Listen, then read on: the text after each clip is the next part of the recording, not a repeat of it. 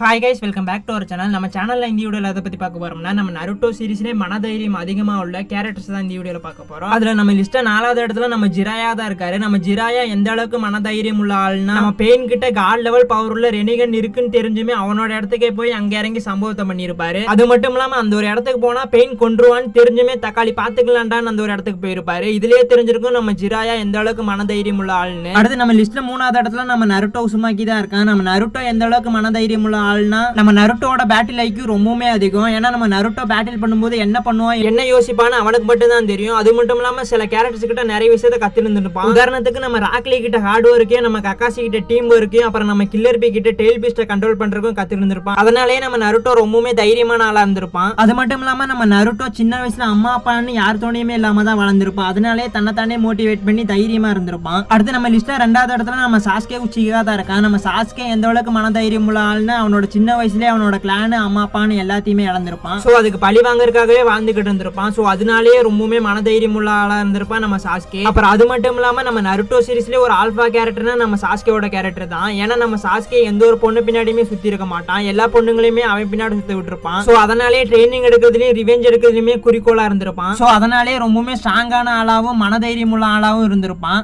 அடுத்து ஃபைனலா நம்ம லிஸ்டா நம்பர் 1ல நம்ம கக்காசி அட்டாக்கே தான் இருக்காரு. ஒட்டுமொத்த சினோபி வேர்ல்ட்லயே நம்ம கக்காசி தான் ரொம்பவுமே மனதைரியம் உள்ள ஆளு. ஏன்னா நம்ம கக்காசியோட அப்பா, ஃப்ரெண்ட்ஸ், சென்சென் எல்லாத்தையுமே இழந்திருப்பாரு. நம்ம கக்காசி நினைச்சிருந்தா கெட்ட பாதையை தேர்ந்தெடுத்து ஒரு ஈவலா மாறி இருக்கலாம். ஆனா நம்ம கக்காசி அதுக்கு பதிலா நல்ல பாதையை தேர்ந்தெடுத்து ஒரு ஹொக்காகேவா ஆயிருப்பாரு. சோ இதுல இருந்து நமக்கு என்ன தெரியுதுன்னா, நம்ம தேர்ந்தெடுக்கிற பாதை சரியா இருந்தா எவ்வளவு பெரிய விஷயத்தையும் ஈஸியா செஞ்சிடலாம். ஸோ இந்த லிஸ்ட்டில் யாரோட பேராச்சும் மிஸ் பண்ணியிருந்தா மறக்காம ஒரு கமெண்ட்டை போட்டு போயிருங்க. அப்படியே நம்ம சேனலுக்கு புதுசாக இருந்தால் நம்ம சேனலை சப்ஸ்கிரைப் பண்ணிக்கோங்க.